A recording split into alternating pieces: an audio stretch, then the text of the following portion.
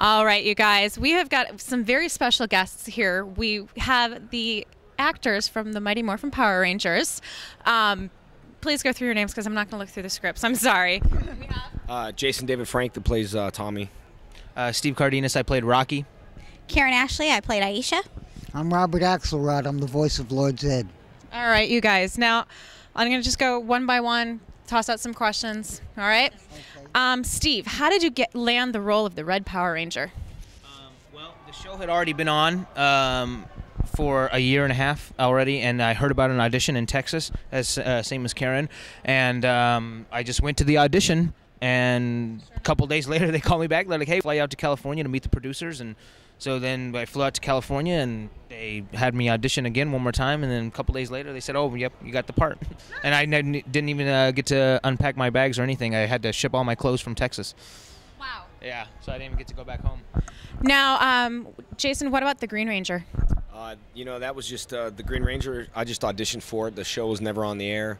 No one knew about the show, and there wasn't as many people as they auditioned against. It was just a standard audition in Hollywood, and just did a martial arts routine and did my acting and got a call back and got the job. So just about timing, I guess.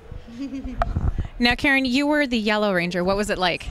It was awesome. I had some big shoes to fill. I had a Twee Trang was actually the Yellow Ranger prior to me, so but it was great. I came on and I just tried to do, make Aisha her own person. I didn't really want her to be like anybody else on the show, so I just kind of, I was so young then. It wasn't like this method acting or anything that deep. It was just, we kept it young, we kept it fun, and that's kind of how I approached it. Now, Robert, your career has been a long acting career. When did it start, and how did you know that it was going to be your true calling to act? I started when I was 5 in kindergarten, doing a little show inside an emptied-out TV set for the kids, and they cracked up, and I knew that's what I wanted to do. I had an inkling. At 5 years old, you don't know what the hell you're doing, But I got serious in high school, and my high school had a pretty good theater program. And in college, I graduated from Queens College with a degree in theater and mass communications. And I was in an avant-garde theater troupe downtown in New York, in Manhattan. And oddly enough, I quit acting for music. I was a musician for 8 years. Did one play in that 8 years. I wanted to be a musician. I didn't want to be an actor. So I played electric bass and was in a million groups, and that kept breaking up, so I decided to get back into acting in my late 20s, and that's when I got really serious about it. And your career has just gone from there. Gone from there, yeah. Now, tell me some of your fondest memories from the series, from the Mighty Morphin Power Rangers. Well, I had a great time doing the live show. We did about a 12-hour session, just the whole voiceover cast in the studio, and it was a real workout. Doing Lord Zed was fun. It was a lot of fun. And don't forget, I did Finster, too. I did Finster for the first 90 episodes, and I continued doing Finster while I was doing Lord Zed. Okay, and Karen? Yes. God, my fondest memories. My fondest memories were when the camera wasn't rolling. I mean, we were young, we were having fun. We just got into trouble, and it was hard to keep us concentrating. But I think probably next to that would probably be doing the movie, because we actually went to Australia, which is pretty awesome. I think that was probably the first time I'd left the country. So I mean, getting a passport and going somewhere, and it was just a big adventure. I think one of the fondest memories for me was when we did the movie premiere, and it was crazy because I would see all these famous people, and they're coming to see us. The people we look up to all the time. Like Jean-Claude Van Damme brought his kids to see us. And kids would come to the set all the time with their famous parents like Gene Simmons and Eric Estrada, and all kinds of cool people came to see us, which I thought was super cool. So that was probably my fondest memory, I think. I think my fondest memory, just because the show was really huge and we touched a lot of lives. I mean, I just remember we went to like this is before I think you guys came, but the original cast went to a hospital, like a children's hospital. That was tough. I mean, we were in our costumes. We didn't have our helmets on. We just had carrying our helmets, and I went into this little room with this little kid, because I have kids and I know how it is. And this little kid's like, "Hey Tommy, guess what?" I'm like, "Yeah, buddy." He's like, "I'm gonna die," and it was just really like he had cancer. And I remember walking in the hallways and seeing like Power Rangers just standing behind the wall, kind of like fighting tears back and going, "Hey buddy, how you doing?" Because we had to hide all those emotions. But that kind of stuck to me, how we can like change people's lives. And I've done a lot of like Make-A-Wish Foundation stuff. It was tough, but that fondest memory, I just remember that just being like, that's all their last wish. No, their last wish is they just want to meet me before they die. That's pretty harsh, man. I mean, that's like, whew. And I've had lots of wishes like that I couldn't fulfill. Because then we're filming, and it just to this day, anybody I didn't get a chance to see, I just it's like, but I mean, it was a good memory because I changed a lot of people. I think we all did. Yeah. I mean, It was hard. Now, here's another question for all of you. How were you guys looking forward to reuniting here in Chicago? Absolutely. I haven't seen Jason since, I left the show. And I mean, it's just good. It's good fun. Like, we're not having to work, 16-hour days and perform. We're actually here and we can socialize and we laugh and we get to see all of our, fans, and people are, this show is long lasting. I mean, it blows my mind that it's been however long it's been and they know everything about it. Yeah. But I mean, just seeing them, it's awesome. It's kind of like we picked up where we left off. It's weird, You're like, "Hey, what's up?" And it all starts over. So. Yeah. It's the same for me. I haven't seen Karen. I saw Steve not too long ago, but even seeing him, haven't seen in such a long time. And coming here, I didn't know, because I'm so busy. I didn't know that Karen was coming and Steve was coming, so she surprised me. She's like, "Hey, can I get an autograph too?" And I was like, "Oh, hey." And then seeing Robert and just kind of seeing, because the ADR, the voice people, we don't get a chance to interact a lot at all, because they're in different studios and stages. So it was kind of nice to see him. And he talked to my daughter. They all talked to my daughter, my little 3-year-old, and she's all excited. But yeah, it was definitely like we just picked up where we left off at, but just in a different, years later type of thing. Yeah, I mean, it's strange. Like he said, he's got a daughter now, and like my boyfriend, we've been together almost 5 years, and he never saw any of this. So coming in, it's like he's like, "What?" He knew about it, and he's seen pictures, but it's like a whole nother life. It's like your former life. So it's weird. Your family gets to be a part of it now. Yeah. Pretty much the same thing, it's it's just unique, getting to be a part of this is definitely different. It's different than your normal, humdrum of everyday life, after this. So coming back and seeing all these people, they still remember you, it's pretty cool, it's heartwarming. Yeah, this is a big surprise for me being here. The voiceover people were pretty isolated. I didn't get to see any fan mail. They never routed us any fan mail. I don't know if I got any. I'm sure I got something. I'm sure I'm sure I got a lot of hate mail, but they treated the voiceover people like trash. It's a shame. Except we were paid fairly well. But so this is great. Reuniting like this and getting to meet the fans is a real honor. So how have the rest of you been liking the fans here in Chicago? I mean, it's amazing. Like I said, it's strange that something so long ago is still so new for them. They love it. They can't get enough of you. So it's like, it just blows your mind. I don't know that there's really a way to explain it, because, I mean, there's just, it's weird to know that people think of you and they've got your pictures and they watched your show and they know how, they emulate you. It's just, it's crazy, but it's an honor. It's an honor. Oh, sorry. Oh, I was gonna say, this is like the 5th convention that I've done, and I think that the people in the Midwest have so far been the ones that are the most exciting and like the most enthusiastic and the most receptive and everything. So yeah, this convention here that I've done is probably the best one that I've done so far. So yeah, the people here has been great.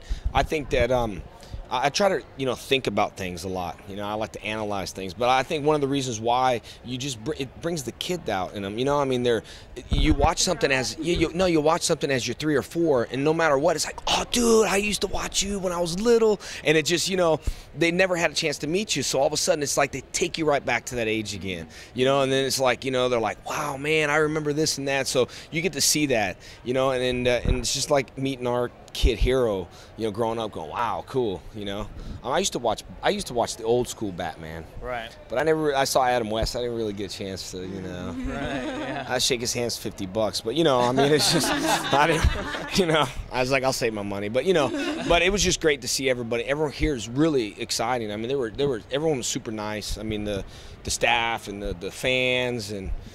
So and with Lord Zed, I didn't really know, like, they really liked Lord Zed. Everyone was giving props, and absolutely. even as a bad guy trying to kill us, killing the Power Rangers. So it's good to see that too. Yeah. It's good to see that whole other side of the actors, voice actors, to get that recognition. And it was just good for me to sit up there and watch everybody. Now, Karen, you had mentioned you guys filmed the movie in Hawaii and Australia. Australia? Never mind. Don't worry about that then. How did you guys feel about just going there? Besides, exciting, getting a passport, all that good stuff. I mean, it was different. Australia was very different from America. Everything was like, it was kind of like the music was behind the times or whatever.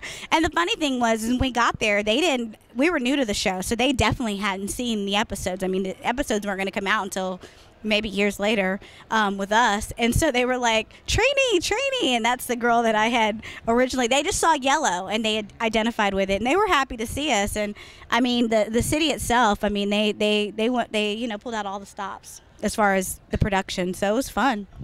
I was sorry, I gotta say this one. I was pleasantly surprised because when we first got there, we were staying they had put us up in a hotel in a place called Coogee Beach, and Coogee Beach, every beach in Australia is topless. So I was like, sure. So anyway, yeah, I didn't know that going in, so I was like, hey, what's up?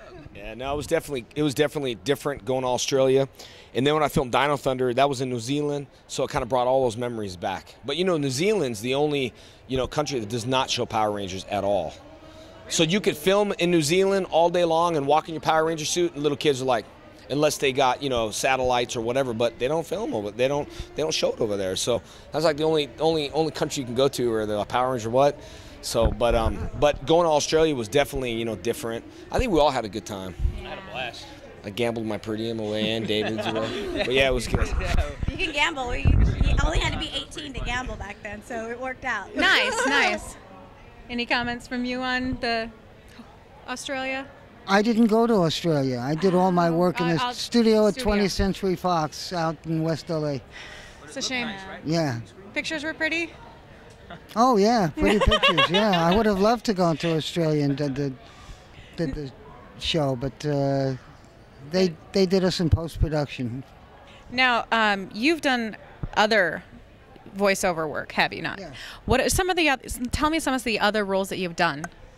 I did Armadillo Man and Wizard Man in Digimon. Okay. I did Rico in Robotech. Okay. Rico was a Zentradi spy. Let's see, I did Ratocatcher in Wowzer. That was a show that ran on the Family Channel. Scarface in Journey to the Heart of the World. That was a series we did 26 episodes, and it ended up, I think, going straight to video. One of my favorite shows, though, was called Hello Spencer.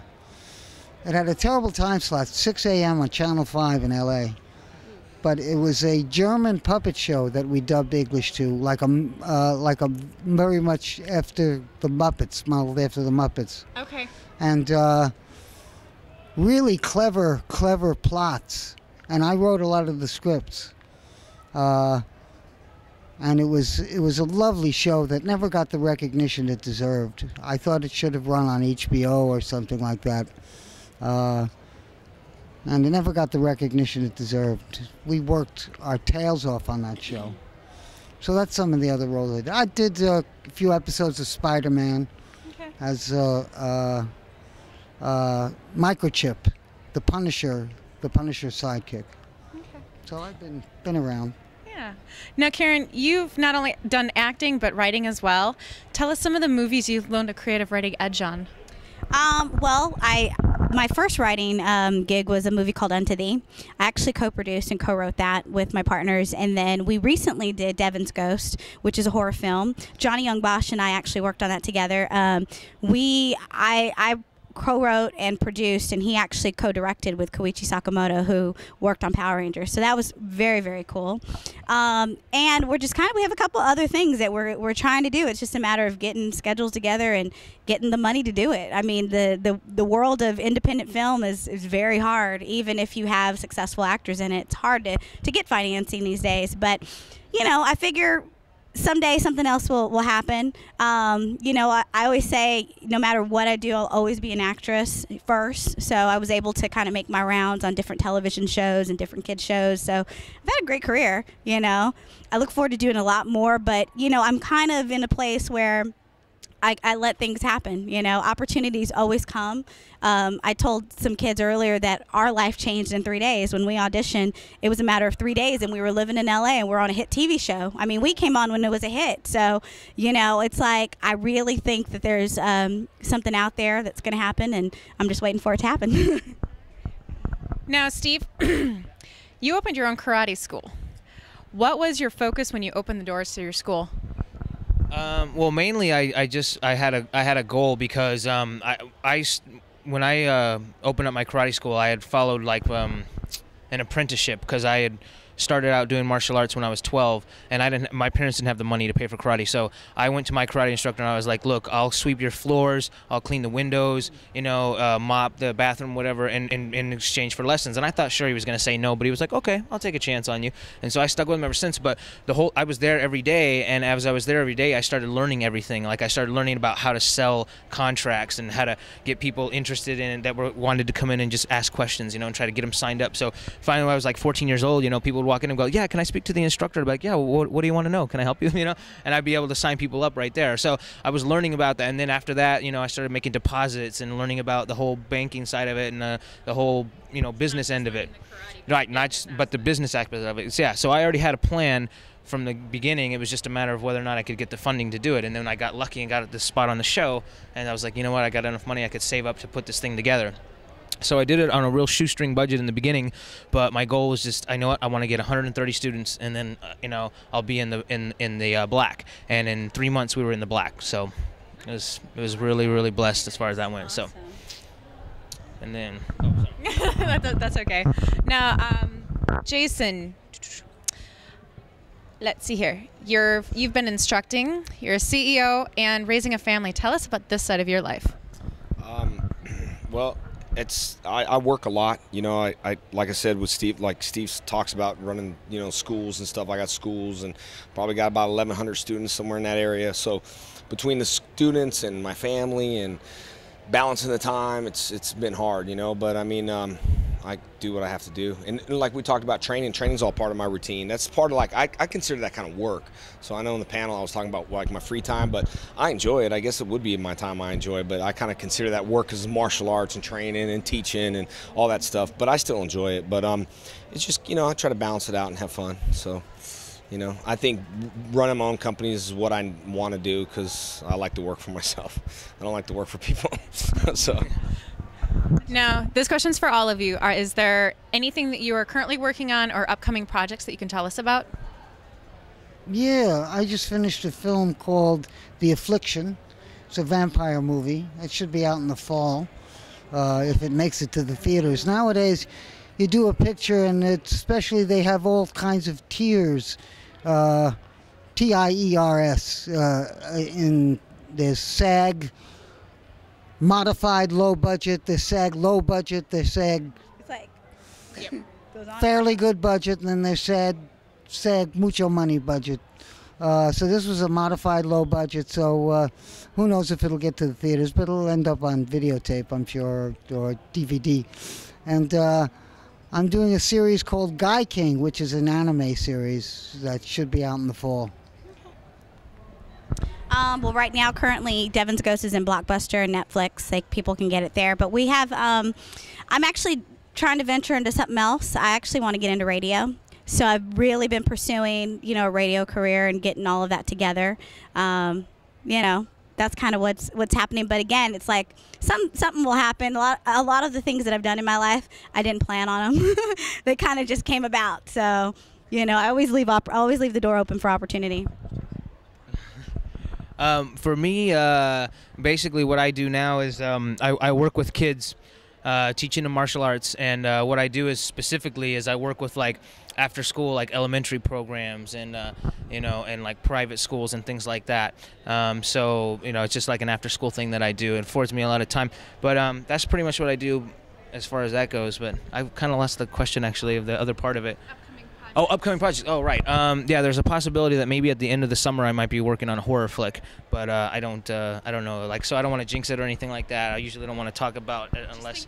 Yes, exactly. Yeah. No negative thoughts. No negative thoughts. Yeah. So there's that possibility, but yeah, other than that. Good. Well, you know, Fall Guy did that movie. That sold really well internationally, though. In Japan, it sold really well. But you can get that like Netflix and other places. But I got a movie that I'm working with Don that we're definitely doing. I know that Sci-Fighter 2 is just a matter of when we got the money for that one. So it's a matter of when we're going to film it. And so I'm working on that. And Don's a friend of mine, so I like Don anyway. But anyway, I'm working on that film. And then something else supposed to be coming up this summer, but who knows. It's with that guy from Ted Bundy, what is his name? Oh, Ed O'Neill. Yeah, because he did he's a black belt now in jiu-jitsu. Yeah, black belt in jiu-jitsu, and him and Ray Mancini.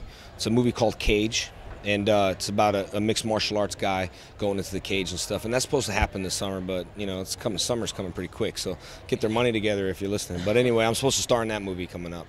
Other than that, though, I'm just, you know, like I said, with action films, I just I want to work with people that are, you know, they're friends of mine and all that stuff. So that's what I got coming up. So, yeah. Well, guys, it was a pleasure meeting all of you. I hope you have fun the rest of your weekend here in Chicago. The fans are definitely treating you well, and I hope you enjoy. Thanks. Thank you. Thank you. All right. Bye-bye.